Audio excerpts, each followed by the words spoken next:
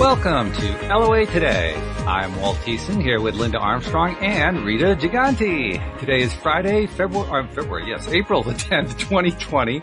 It's 4 p.m. New York time. Wherever you are in the world, thanks for joining us for another episode of LOA Today, your daily dose of happy. And we are happily moving through this quarantine period and staying in that high vibration place. And we figured we want you to join us here too in case you're not. So that's why we do these shows 5 days a week. And I've got two of the best high vibe people I have on my team working with me today.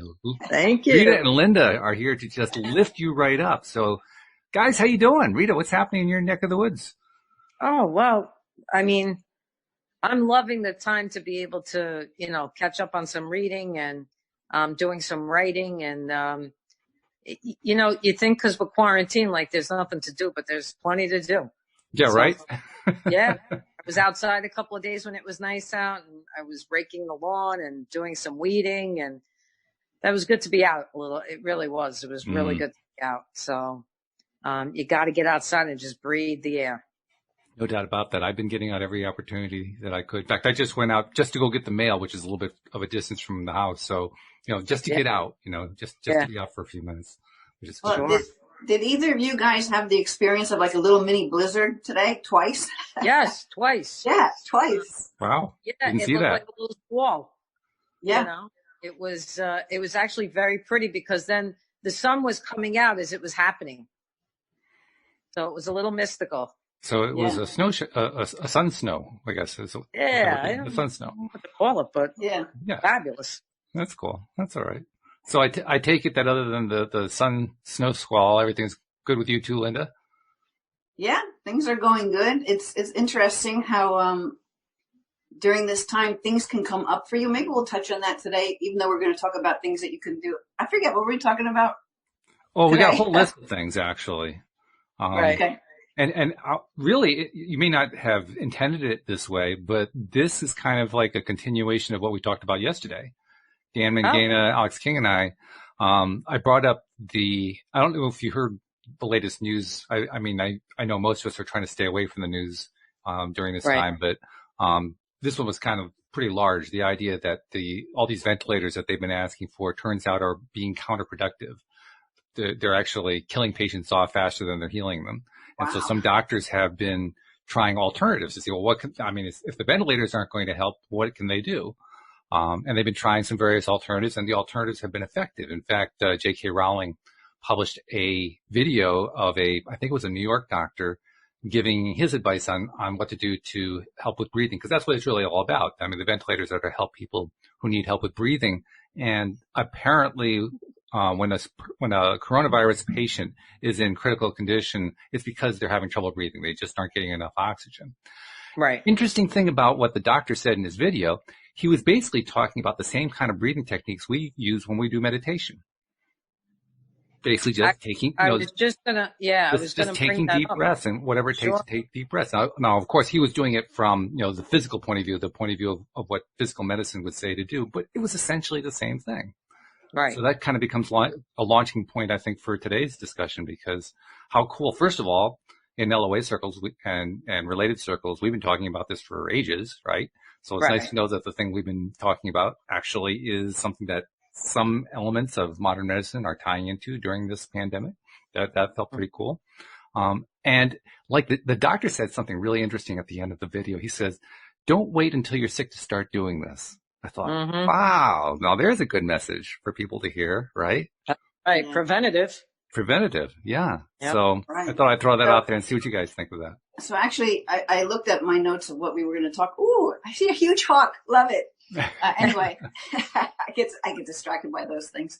We're going to talk about ways to tune into spirit, right? To tap into your higher self for guidance. Like now you have this time where we're tuning in, which actually two of the videos I just made, we're talking about this kind of thing. And that's why it was on my mind. And meditation's part of it. And some people aren't able to tune in that way. They don't know that they can. So that's why I thought, especially having Rita with us, we can talk about these different ways to tune in to receive messages from your higher self, to actually notice when you're receiving information, to be able to fine tune your way of hearing, seeing, sensing, information that we are all connected to. And of course, your breath leads you to everything. Sure. Yeah. That's awesome. I think, just to get back to the breathing thing, I probably mentioned this before, but I'll say it again for anybody new that's listening. There's an app called I Breathe, and you can go on there, you download it, it's free, I Breathe, and you can customize your own breathing exercises. And then you set a timer for like every hour to breathe for 2 or 3 minutes. And it's belly breathing. Mm-hmm. This is belly breathing. So, this is going to help expand your lungs. And, like that doctor was saying, this is very helpful in, creating healthy lungs. So that for people that even would contract the virus, but if they were doing this, they probably would fare much better, if their lungs were in good shape. Yes. So especially those who, are smokers or, have issues already, they have those little devices they send you home with after you've had like a surgery or something, and you have to breathe into it to expand your lungs. Right. I mean, if anybody has one in their house, please use it. And you can probably buy it on Amazon. Sure. But that's another way to do it. Anything where breath work is concerned is going to be pivotal in helping with the lungs. And now they're saying, a good dose up on vitamin C, like 4,000 milligrams a day, and some zinc, astragalus, things like that. These things are all for the immune system. So I just wanted to clear that for a second, because we were talking about the breathing stuff. But as far as tuning into spirit, my God, I mean, there's a million ways to do it. Linda, why don't you talk about how you do it, and then I'll talk about how I do it, and maybe Walt can chime in. Okay. Funny thing is, Walt just meant this whole conversation reminds me of something I was doing a while ago that I kind of stopped doing, and I even did a video on it, and I talked about it on this show, where I would take these angel love puffs three times a day. 3 puffs 3 times a day. And the way that came about is because for me, just taking time to breathe really opens up that space where I can connect so much easier. And literally, there's nothing special about it. You just breathe. But I like to do a nice slow breath with this intention and allowing myself the possibility of expanding, right? Because if you don't know you can, then you have to think, well, maybe there's a possibility I can. So that even opens up the space even more. And I found this app because I wanted to create an app where people can remind themselves, like you were just saying, every hour or whatever. And there's this medication dispensing app called MediSafe, where you program in your medications to remind you, right? And there happens to be, I guess, medication like asthma maybe with puffs. So I found this thing. I'm like, oh my God, I can give myself angel love puffs 3 times a day. And it would literally go off, and whatever I'm doing, I would just stop, because we never take time to stop, right? So that actually, I don't know why I stopped doing it, because I enjoyed it. Now I do it without the app. But the app did make it fun, because you get this little thing and you do it and you hit the chime, then you see the little beach scenery that you've done it. It just makes it more fun. Sure. So basically, it's the same thing Rita was just saying about that app. What is it? I Breathe kind of reminds you to take the breaths. But just for me, it's 3 slow, easy breaths always does the trick. If you need to do more, do more. Right. I agree with that. I think there's another thing that it's easy to overlook where breathing is concerned. Right. And it's something that virtually everybody who has felt themselves being affected by this pandemic situation knows about, even if they're not paying attention to the fact that they know about it. And that's the fear side of it. People have been very afraid by what's been going on here. Well, when you're afraid, your breathing becomes constricted. You tend to take very, very shallow breaths. So it's kind of no wonder that, I mean, I'm not saying this is a cause, and I want to also put out that disclaimer you need to put out with these kinds of conversations. We're not medical doctors. We're not putting out any kind of medical advice here. Exactly. But it's basically a fact that if you are taking shallow breaths, you are setting yourself up for any kind of situation with breathing. I mean, with any kind of, if you're dealing with a virus that is respiratory in nature, my goodness, just by having a pattern of shallow breathing, you're setting yourself up for problems once the virus kicks in, because now all of a sudden you're being reinforced on the fact that you're having trouble breathing. And it's no wonder there's more and more problem with that kind of thing where this virus is concerned. Okay. I thought you were done. Well, let me just continue with my thought. So with that thought in mind, I say to myself, well, we also know that where fear is concerned, fear is a low vibration state, right? It's a fearful state. It's a negative state. And when we're in a negative, fearful state like that, it becomes difficult to even, we often talk about how it's difficult to even see high vibration stuff. I mean, feeling joyful, feeling happy, it's almost out of reach sometimes when you're in that kind of a place. So you have to kind of climb out of it slowly. But, and here's where I was trying to get to. If you can start to believe that you are getting to a higher state, not a high state, but just something that feels a little bit better, just by doing something as simple as meditation, as breathing, as, any kind of affirmation work, anything that we do to get us to that higher vibration state, we start to believe that we are going to be able to breathe better, that things are going to happen that are better for us and so forth. And what I'm driving at here is what's generically called the placebo effect. If you believe that you're getting better, you're going to get better just because you believe it. That's right. To me, anytime I hear about these doctors who are, and this is not the majority of doctors, by the way, this is a minority who are doing these experiments on the fly, trying to help their patients to recover. But I give them a lot of credit because they're leading us in the right direction. As they are taking these steps to help us to kind of turn it around, they're also helping us to believe we can get better. Mm-hmm. And that belief factor is huge. That belief factor it's undermeasured in the medical community, I think. So I just wanted to bring that into the conversation because, Linda, you were talking about, reaching out, feeling energy, dreams, all that kind of stuff. These are all different ways to basically raise our belief level, raise our energy level, and make us accessible to the space that says, not only can I survive this thing, but if I haven't had symptoms yet, I can actually avoid it entirely just by being in a high vibration space. So I thought I'd throw that out there. Right. I'm just going to add to the breathing thing that, some people aren't aware they can breathe into their belly, right? So the shallow breathing is because you're only breathing to your chest. So when you meditate, at least I do, I like to bring the breath into my belly. And, when I do this with kids can do it so easy. They don't even think, breathe to my belly. Okay. I can make a fat belly so easy, right? And bypass the lungs. So if someone has difficulty feeling like they can make a connection with their breath, just play with breathing down into your belly. Now, to read it, to me, it's like so normal, but some people aren't even aware that they can do that. And that opens up so much more space because you're not limiting yourself to just there. So you can play with both. You can breathe to your chest, breathe through your belly, breathe to both. I like to pretend I'm breathing through my hands, down out through my feet. Like these are different ways of moving the breath and getting yourself into that more imaginary space, even though physically you are actually breathing into your belly when you breathe into your belly. My imagination is what breathes up through my feet and out through my hands or whatever else I decide to do. And that could be a meditation.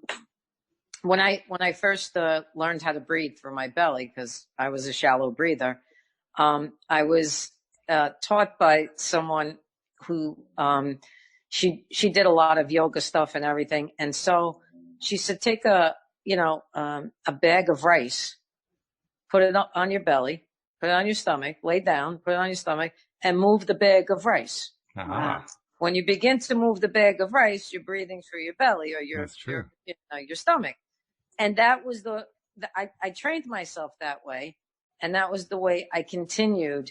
I had to do it for a while because I was trained another way, just from fear or anxiety. I was constantly shallow breathing. And so when I did that, it took me a while, but I'm telling you, it works and it's simple. And I'm sure everybody has something that they could put on their belly that's, heavy, that they can then move it as they breathe. Now, I want to touch on something. I want to explain how very easy it is to connect. And what it is most people feel like, I don't think I'm doing it right. They always question in their mind, I don't think I'm doing this right. I don't think I could do it like, Linda or Rita or Walt, but you are connected all the time. Like spirit is constantly present. It's when you go, hey, can we talk? They're there. 100% all the time. So these are some ways I do it. I start a conversation. I just start talking like we're talking. And then I breathe. And then I just sit and I listen. And sometimes it comes right away. I'll have a thought in my mind. Again, it doesn't have to be a physical voice. I'll just have a thought in my mind and I'll go, okay, got my answer. And how do you know it's the answer? You know, because it feels good. It feels truth. You know the truth. Everybody knows the truth of of what feels like truth and what doesn't. If it feels good, then you know. If it doesn't feel good, then you discard it, right? It's like when you read a book. Some of it you're going to believe. Other parts of it you may go, doesn't resonate with me.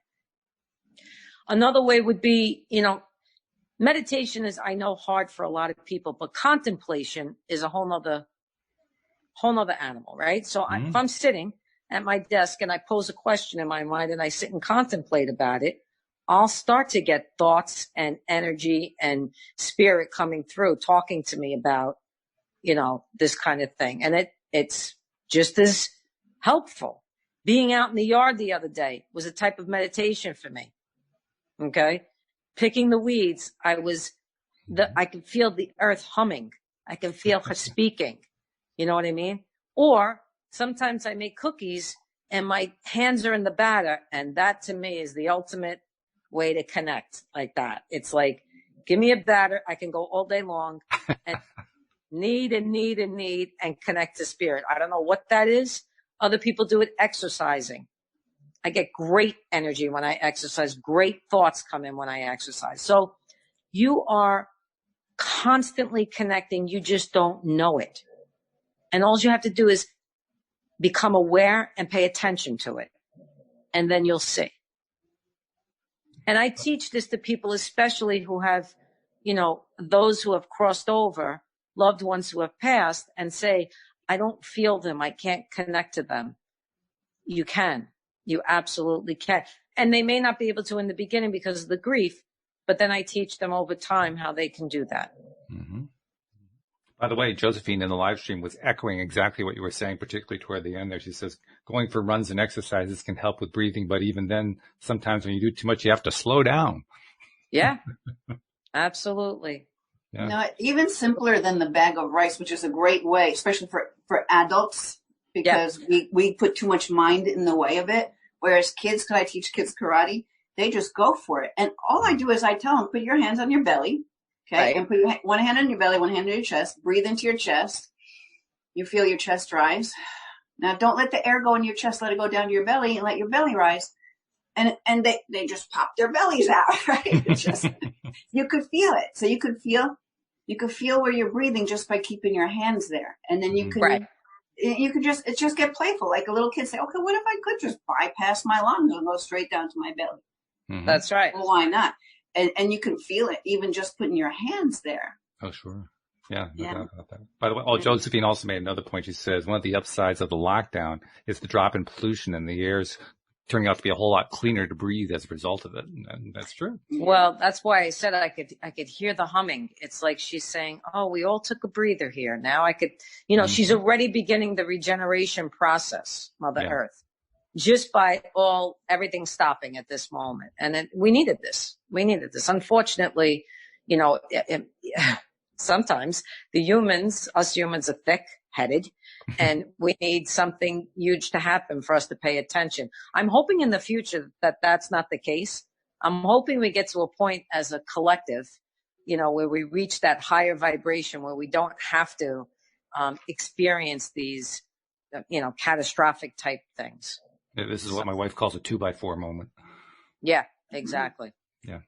Exactly. Well, and so there's also synchronicities, which, probably everybody listening to this show are aware of, but that's an easy way to explain it to people who aren't. So if you come across people in your family who don't think that they have any kind of connection to anything, like, why do some things happen? There's nothing that happens by chance. So when you have these unique little things even a particular bird that you like to see just showing up in your experience, it's like spirit saying, yeah, we're here. We've got you.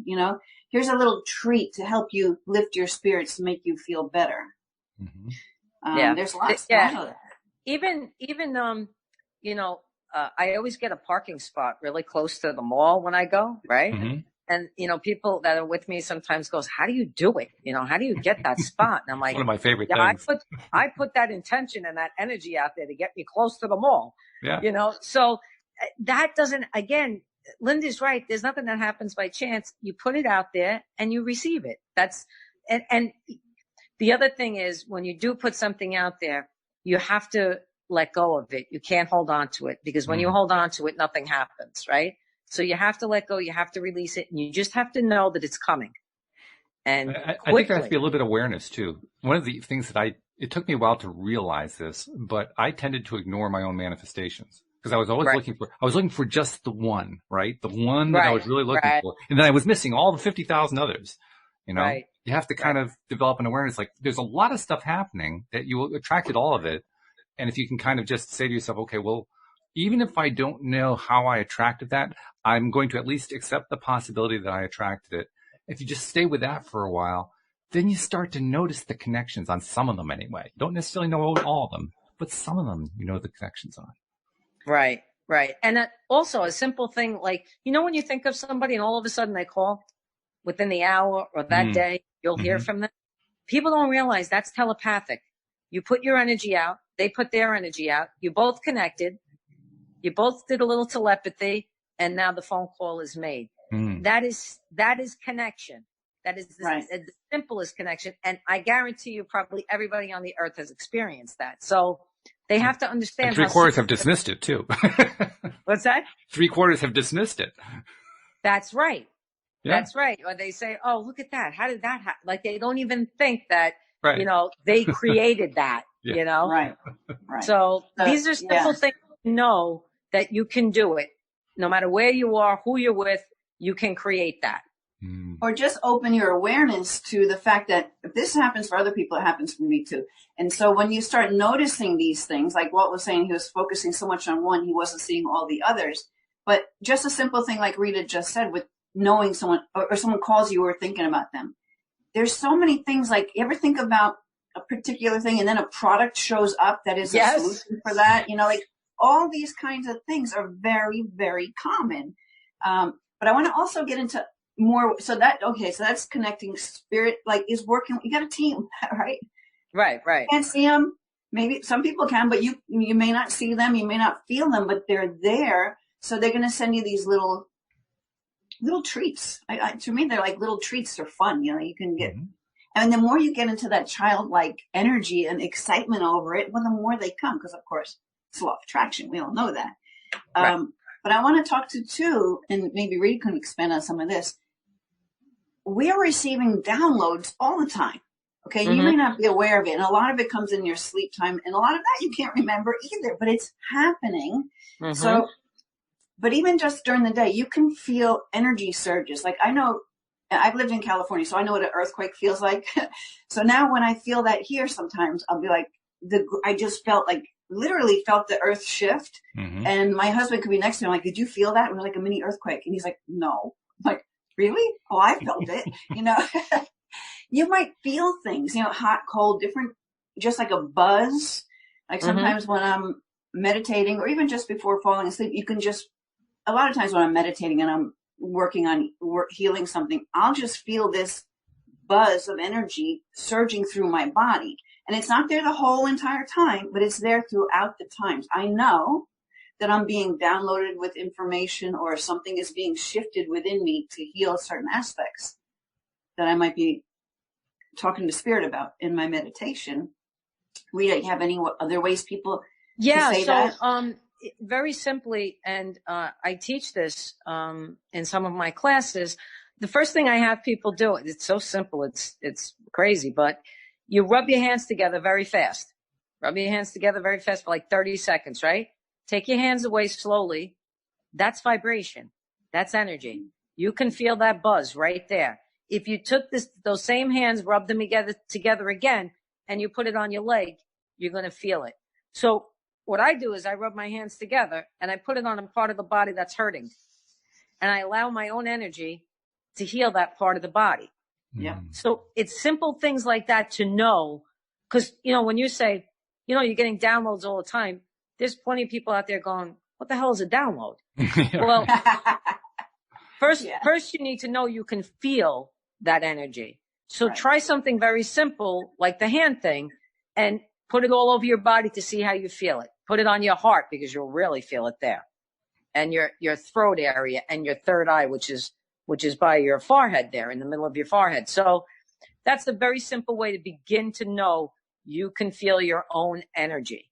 And then once your vibration gets more and more and raises, you'll feel a lot more. When I said I can feel the earth humming and her speaking, I could physically feel it in my body, because I had my hands in her, right? And I was weak.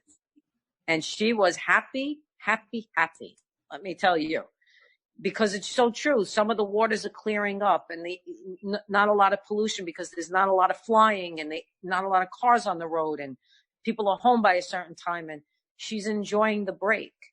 So these are simple things. And I'm trying to appeal to those who aren't in our field or in our world. And hopefully if they're listening, and if they're not, maybe the people that are listening can share that with them. That's right. The simpleness of things, because we really spirit, we complicate it in our minds, but spirit always says to me, keep it simple.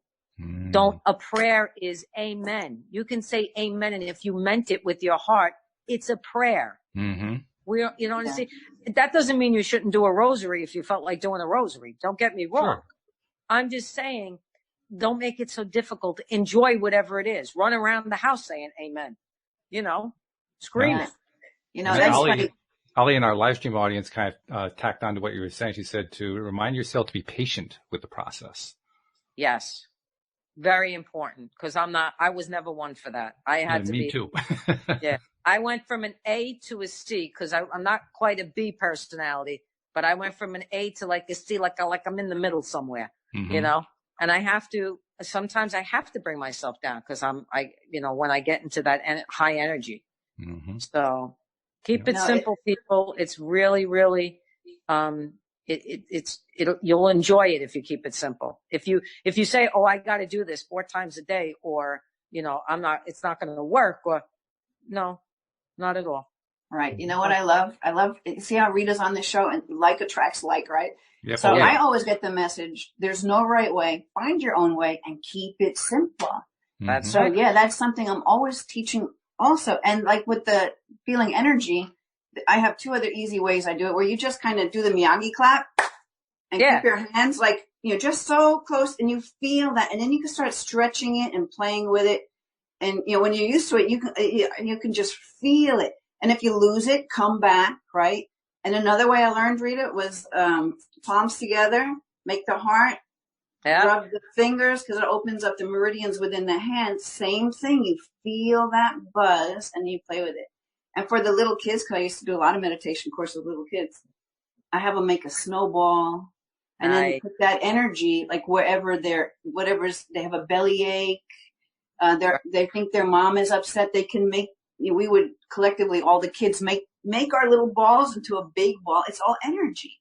And then we would send it to like that mom who was feeling not well or whatever. Yeah, and you can even use colors, make a ball, a color, like yellow or pink or whatever feels good to you, and use that color for healing as well.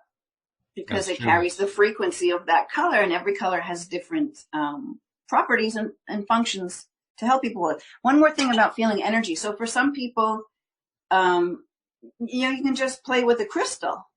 Right. And what I found, the way I first learned it was, I would up here, okay, I can't feel anything. And I was this is all new. But as I slowly put my hand towards the crystal, I could start to feel it. I'm like, whoa, this is pretty cool. I can take a crystal and just like put it across my face, and I'll feel my teeth start buzzing when it's here, right? Yeah. And they stop when it's there. So you can just play with ways to feel you can feel energy off of this mug. Everything has energy, right?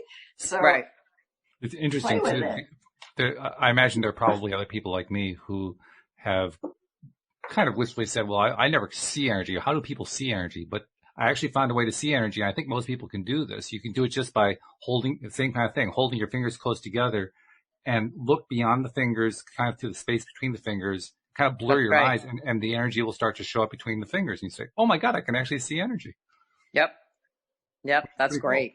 Yeah. Kind of like seeing auras. I'm sure Rita's probably taught that too, where in the dim light and you could focus on something. And then if you have another person with you and if they move, you'll see the aura still lingering. Yeah. Yep. And also, people's auras change all the time, based on how they're feeling. So, and again, it's not, it's not to get crazy about, oh, I can't see that purple color. You may start off with a white color or a clear, just like a film, for everybody, it's different. And it's really, how much do you want to, learn? How much do how far you want to take it, that kind of thing. And it's practice. It's not something that just, comes overnight. So, now, Linda, when you sent me and Rita, you sent us a text message about some of the things to talk about today, and it was a good list. One of the things you listed was seeing faces, and that one has kind of a mixed emotion feeling for me. I'm curious to see what you're going to say about it. The reason I say I have mixed emotions about it is I had one experience a number of years ago. I'm going to say 10 to 15 years ago. We were in bed, and it was in the middle of the night, and all of a sudden, in my half asleep, half awake state, I had this impression of a face coming in really, really close to me and saying, hello. And it scared the daylights out of me. I was not ready for that at all. So right. that was like my first experience with a face coming at me. I'm curious to know, what are you thinking about when you're talking about seeing faces? So I'll start it off. I'm going to let Rita, because I'm sure Rita can really elaborate on it. But say like in meditation, you start to go into that astral field, and there's a lot of spirit there. And so you'll see different faces come in, come out, stuff like that. And they don't necessarily have to be your guides or anything like that. They're just like spirit. And you're able to, in this state, through this eye that can see, you can start seeing that. So they might come in, for me, they come in more like a negative with color. Like, it's not like I'm looking at your image right now of a face, Like this morning I had an image come to me, and the eye, it was so clear. It was a rainbow. I got to find out what that is. I'm like, oh, and I was connecting to my portal energy out in the back. But anyway, Rita, you want to talk about that? Like, and also hearing. So you might hear things. So I'm trying to pay more attention because I can hear voices. I can't always make out what they're saying. So whether they're speaking to me or not, I'm not quite sure. Today I feel like they were, because I was asking for information. I wanted to learn stuff that I can help share with other people. But it doesn't have to be for any particular reason. So I want to see what Rita, you might just be picking up on this stuff because they're in that open. Yeah. First, I want to be clear about the astral field. You're in that field when you're sleeping. So it's not unknown to you. You just are experiencing it in a different way. I find that when I'm laying in bed at night and I'm in that in-between state, it's called, right? You're not asleep, but you're not fully awake. That's when I start to get images, and most people will get images like that. Faces, buildings. I mean, I can give you all the scenery that I get that comes in, right? So you can, what does that mean? That means you're tapping in to another consciousness beyond just the physical. You're tapping into something more, and there's so much more, you have no idea. So a great way to begin to see things like that is when you're laying in bed at night and you're in that in-between state. Some people will definitely do it when they're meditating. They get into that space where they start seeing things, and they'll be listening to the meditation, and then all of a sudden they won't hear a thing. They'll be totally immersed in whatever images they're having. Okay. And the image that you had, Walt, that was, again, an energy from the other side coming in because you were wide open, came in and said, hey, I'm here. Hello. And nothing wrong with that. It's just, Well, it was startling. I mean, literally, I can't repeat on the air what exactly I said because it was profane, but it was along the lines of, what the hell was that? Right, right. And sometimes they'll do that. Now, there are also images you could have, like I've had images of Christ, of Mary, in a window, on a glass door, in tiles in my bathroom. I mean, these are images, other images that I've had. Mm-hmm. But with that image came the feeling of it, not just the image. Like I knew that they were there. I knew that energy was there and they were working with me. And really, you just have to ask for it because you have free will. So you get to ask Spirit anything you want. Spirit, I want to see these, lovely images. Can you help me with this? And then and then you don't just wait for it to happen. You do some type of contemplation, meditation. Also, when you're in that state of like you go into a zone, like you zone out, you're looking, someone's talking, but you're in a completely other place. You're in that astral place. Mm-hmm. And so you can get images that way as well. Daydreaming. It's daydreaming. There's so many ways to do it, but hypnosis, you'll get those visions. If you tried hypnosis, you will get them. And some people, when they get the images, it's metaphorical. And for some, it is what it is, whatever's happening. So you'll have to be able to decipher that or have someone help you decipher that if you're not sure of it. And in my case, I wasn't sure what it was. I mean, Louise and I, obviously I woke her up because she says, "What are you talking about?" Right. So I repeated it. But we were kind of speculating because we were awake at that point. What was that? And she was asking me, who did I think it could be? And I mean, I was kind of like reaching for relatives or whatever. And I finally focused on an uncle who had died many, many years ago. I said, maybe it was him. I don't know. But I was guessing. I really had It can be, though. It can be a loved one. It could be a spirit guide, but they usually don't come in and scare you. They won't come in like that crazy face and scare you. They're usually more gentler. Your angels are gentler. But yeah, sometimes if you had like a relative that liked to play pranks on you, they'll come in like that. No problem. So, but not to be afraid of it because nothing can happen to you unless you allow it. That's the bottom line. Interesting you should say that about pranks because the one I thought of was my uncle. His father was, of course, my grandfather. My grandfather was the ultimate prankster. So when you said that, that's like the first thought that came, well, I wonder if it was grandpa. It could have been grandpa. Right. He did a thing with me when I was a kid. I was about, I don't know, 5 or 6 years old. No, not even that. I was probably like 3 or 4 years old. And we were out at a restaurant. The whole family was out. They were visiting. They lived in Kansas. We lived in New York. So this was like a rare kind of a situation. And during the dessert portion of the meal, my grandfather decided to play a game with me. So he'd distract my attention, grab my ice cream, and hold it under the table. I'd look back and my ice cream was gone. And I'm looking around. I don't understand and I look again and there it is again. And he kept doing that over and over. That's the kind of prankster he was. Yeah, that's great. That's great. Well, the other piece I wanted to say was, hang on one second. You know how this goes. I lost it and it's going to come back, but I can't. That's all right. Fix it at the moment. But it was about, it's easier for people to see things when they're sleeping because they're not in their conscious state. They're in that other realm. They don't have their ego talking to them and saying there's no truth in this. So they get to experience things like, different faces or even, landscapes beyond. I tend to dream in technicolor. So, and metaphorical. And so, I learned a lot through my dream state. Spirit was teaching me, I was exhausted the next day, but for a period of time, they were teaching me through my dreams and I would have to get up and, I'd have my pad and pen on the side of the bed. I would get up during the night, write down what I had experienced. The next day I would go over it to see what it was teaching me. And that was a good few months that they were teaching me in that way. So if spirit really needs to get to you and you're not paying attention, watch out for your dreams because they will bring it that way. Well, that leads to a question that I brought up this topic with Linda. I'm curious to see what you say about it.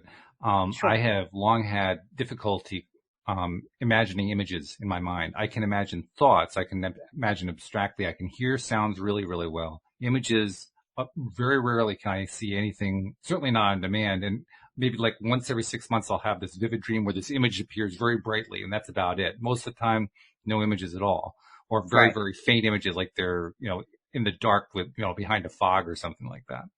Right. So how about for somebody who doesn't have that? What do you recommend? Well, I didn't have that when I first began this work. I didn't have audio or visual.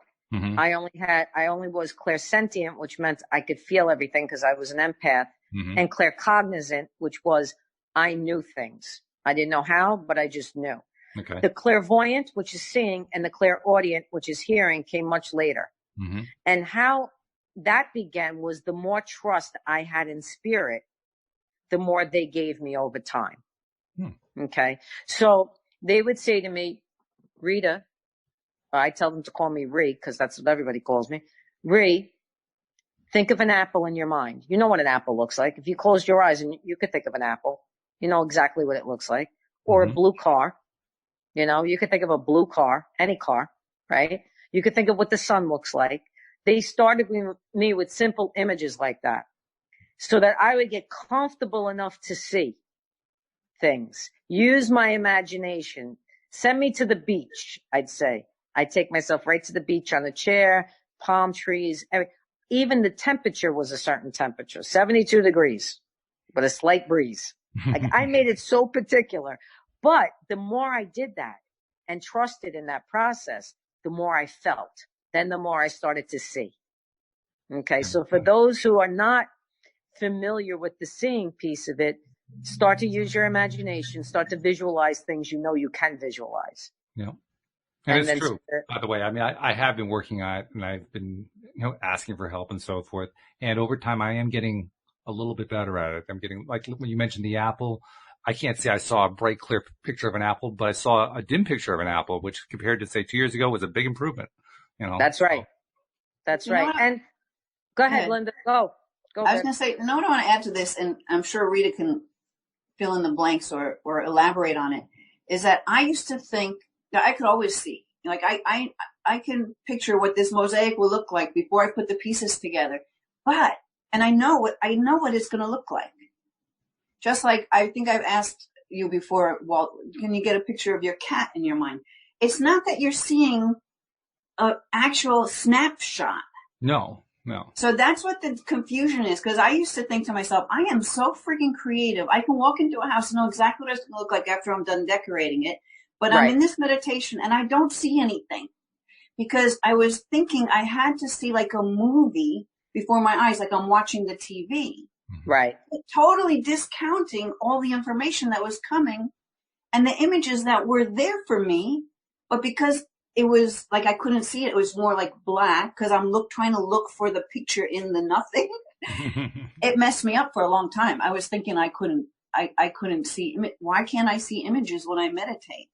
Right. But I didn't realize, and I don't remember how I figured this out or who told me, but it's that same thing. Well, can you picture your cat in your head? Yeah. But I'm not looking at a picture of her right in front of me as I'm looking at you, but I see her. That's right. Yeah. So Rita, I want to take that. No. Absolutely. In my case, it's got to be something other than a cat because my cat is black. So a black cat against black doesn't help much. I mean, right. It'll disappear. Exactly. Pretty much. I think that, what you're saying is absolutely true. For everybody, it's not a snapshot. Now, for me, because I've been doing it for a very long time, I could really visualize the apple or whatever it is that I'm, connecting to. But that was practice. That wasn't something that came like right away. And there are people that are visualizers. Mm-hmm. Like they just can do that. Mm-hmm. No problem. And it doesn't take any work for them. But there are those of us that can't do that. And we need to work on it. So just every day, it's like practice. It's like anything else. Sit down, take a couple of things that you want to think about, visualize it, start like that. And the more you do it and breathe into it, mm-hmm. you'll find yourself releasing, especially if you're not doing a meditation, because then you're like, oh my God, I'm not seeing. And then all of a sudden the brain just goes. If you're just sitting there and just doing it and breathing, it'll happen much quicker. It's reassuring to hear you and Linda and others. I've heard this from others too, talking about how practice does help improve it, that you can get better at it over time. Absolutely. And it makes you feel like you're not alone. Like you don't feel like you're the freak anymore, you know? That's right. Yeah. But a lot of people don't have the patience for it. That's the thing. If they don't see it in 1 second, you know, it's that, you know, like I have to have the gratification right away. If they don't see it in that 1 second, they're not going to take the time. True. So again, it depends on how far do you want to take it. And your friend Donna posted in the live stream, she says, indeed, trusting in the process and connecting with people as mentors is instrumental. Yes. Yes. I have found that mentoring people along the way, because I had mentors along my path, but me mentoring people now along the way, first of all, I feel so blessed to be able to do that, be at that point where I can do that. But you are learning from them the way they're learning from you. It's like you switch roles every so often. You become the teacher and then the student, the teacher and the student. It's really a beautiful, beautiful thing. I know. I do it 5 days a week. I love it.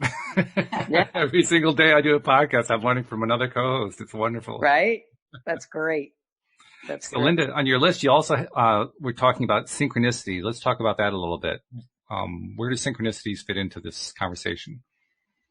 Well, we did touch on that a little bit before. It's like not discounting things that occur that you have no explanation for it, but it's like right thing at the right time. That's spirit connecting with you. That's information, you know, because everything's connected, right? So we put a desire or something out into the universe and there's no resistance there. It just comes right back to us. Yep. So the thing is, what Walt was saying before, if you're only looking for that thing that you asked for, you're discounting all this other stuff. So you want to just be, that's why, you know, I like access consciousness, because you just put the questions out there and you bypass the mind and not even try to figure out how it happens. You just put it out there, because then that frees you up for these little things to come in, for, you know, like, it's like connect the dots, like things will fall into place. Because, you know, the universe, we live with this concept of time. And so things, and there's so many different moving pieces that it takes a little time sometimes to put something together. Right. Mm-hmm. So when you can notice these little pieces coming, or just be in the joy of something silly, like, I'll tell you something I was happy dancing about today. It's so silly, but it cracked me up. And my husband was cracking up that I was cracking up, because we thought we were running out of toilet paper. And we were trying to buy it, and you can't buy it anywhere, right? But now he was going through, my husband, he's a little bit of a prepper. So we got tons of food. We got food for like 8 months a year, you know? I was trying to find a place to put stuff away. Open this one cabinet. It's full of toilet paper. I'm like, oh my God, we have toilet paper. It's the little things. It's the little things. And it just brought my vibrations so high. And that's, you know, of course, gratitude, but just allowing yourself to be in that silly space. I think I think we're learning a lot of that now. Like we're learning like the little things mean more. And when you have gratitude, more of it comes. Yeah. But, you know, what you were saying before, Linda, about the synchronicity, in my opinion, the world is a synchronicity. It's us who stops it from synchronizing. Yes. The minute we put out anxiety, the minute we put out, it has to happen now, or it has to happen by this time, or if this doesn't, the minute we do that, we stop the synchronicity. But life itself, one big synchronicity. If we would be able to let go and feel that we know we're being taken care of by the forces beyond us, you watch synchronicities happen minute by minute. I promise you. That's a great point, because actually alignment, a better word for alignment would be being in sync. That's right. That's right. You're in your center, you have that harmonious energy going, and you ask for something and you release it.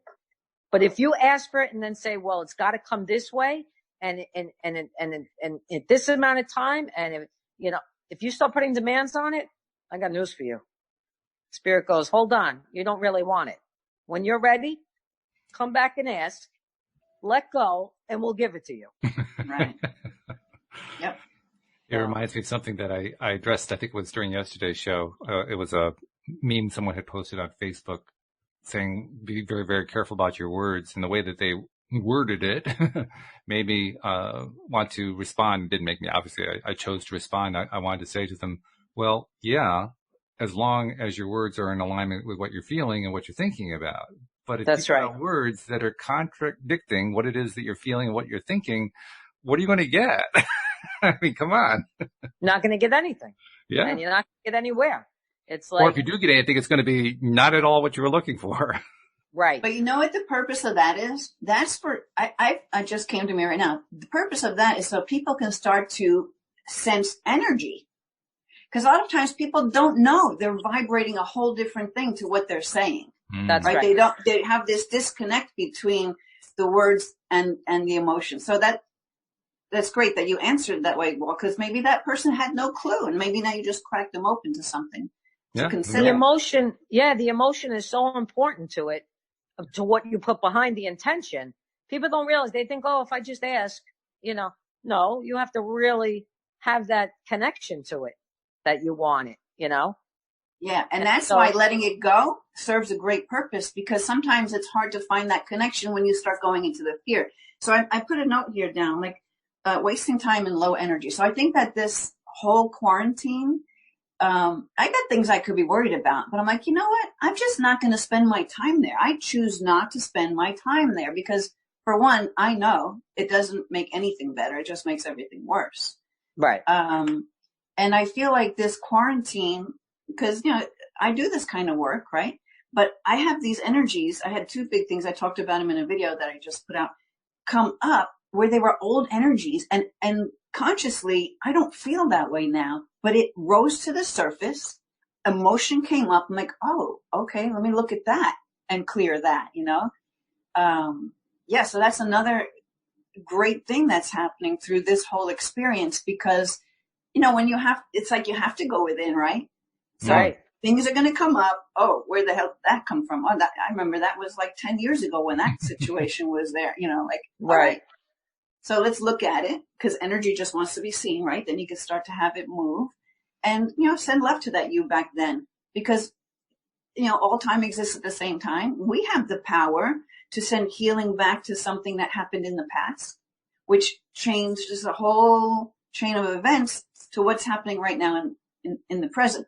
So by going back and healing that time then, even just by the concept of it, you're doing it. That's why I love past life regression. And I love when you can, it doesn't have to be a past life. You can regress back to when, you're young.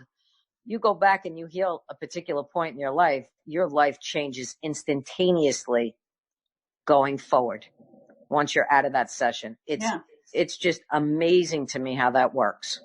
Amazing. Because what happens is when you're doing past life regression, you're like in a hypnotic state. You go into the subconscious.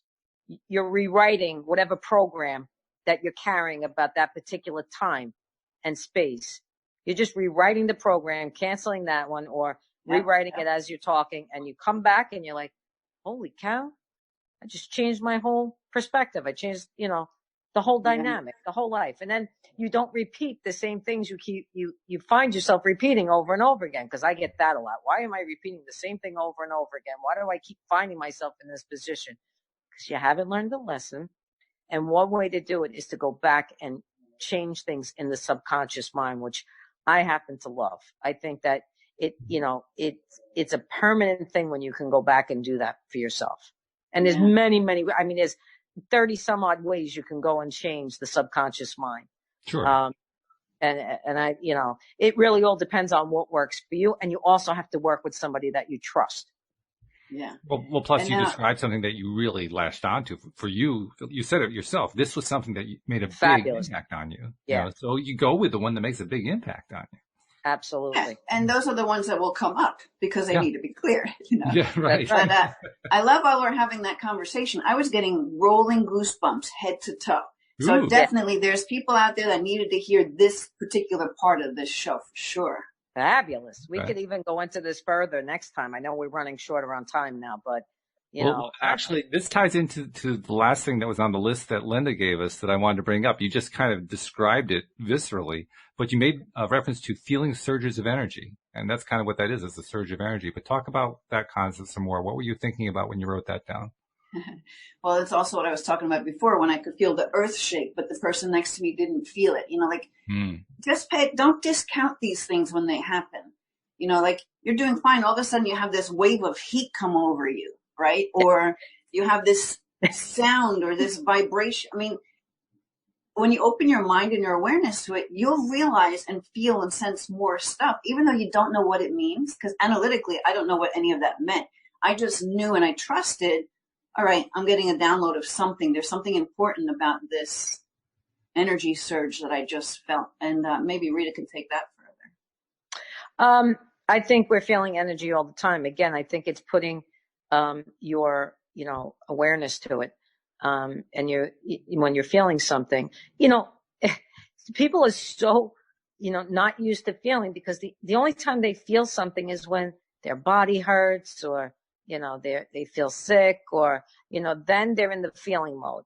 Other than that, they don't realize anything that's really going on around them. And just pay attention, because it's there. It's there all the time. Minute to minute. So.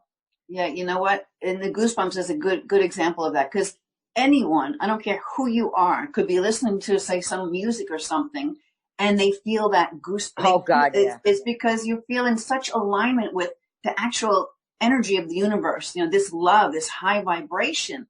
And right. You could have no idea what any of this metaphysical stuff means, and you could have that experience. Right. You do have that experience. That's an example of feeling the energy. Yeah. Yeah. Good reminder right there. Yeah. And music is great for that. One day, I'll feel like, I got to put Beyonce on because I feel like dancing. And then the next day, I feel like Barbra Streisand today. I really need to feel that. It's a different energy completely, but it's resonating with whatever I'm feeling in that moment. And my body likes it and my energy likes it. And that's where I need to be. So utilize music as much as you can. Mm-hmm. I've been using it in a way that I hadn't used in literally years. I've been playing classical music. I haven't been playing I love it. in a long time. But I mean, every single day I've been playing classical music while I've been doing my stuff. Yeah. That's great. Because it has such a calming effect. And boy, is it effective. It was putting me to sleep, to be perfectly honest. I was so relaxed. Not a bad thing. Yeah.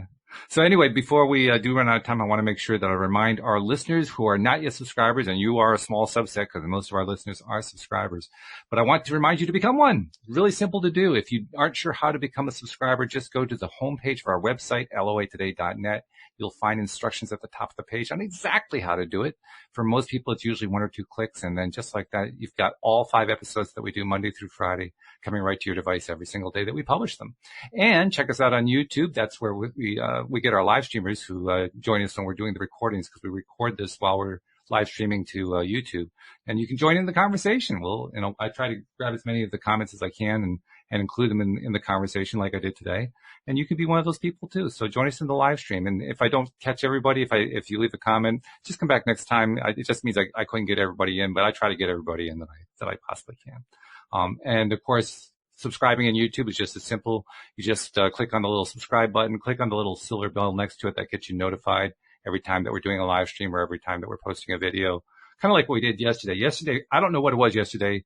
I could not get Zoom to connect to YouTube, so we couldn't do a live stream yesterday. But what I did afterward is I just uploaded the show. So you get notified either way, regardless of whether it's live stream or an upload. Most of the time, it's a live stream. They're more fun anyway.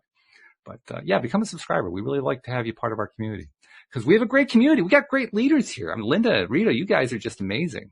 What you shared with us in that last hour was fabulous. Love working with you guys. It's fabulous. And love to work with the listeners, anybody that's listening. And I want to thank them for coming, and hearing us and enjoying. And I want to thank Linda for bringing Rita because she got you to come here, which is wonderful. So yes, Linda, not only do you provide your own stuff, you gave us 2 for the price of 1. That's pretty cool. Well, here's a good example of spirit leading the way. Okay. I've known Rita for quite a while, right? Oh my God, it's years. Yeah. In fact, you were on my podcast long time ago. I think I had you on when it was, Live LOA. What I didn't even know what it was. I don't remember. It was a long time ago. But things just kind of came into sync, right? Right time. Yeah. And it worked out beautifully. So thank you guys. I appreciate it. I hope you guys have a great weekend and a great week. And we'll talk to you on Friday. Thank you, live streamers. And thank you especially to our podcast listeners as well. We'll see you all next time here on LOA Today. Goodbye.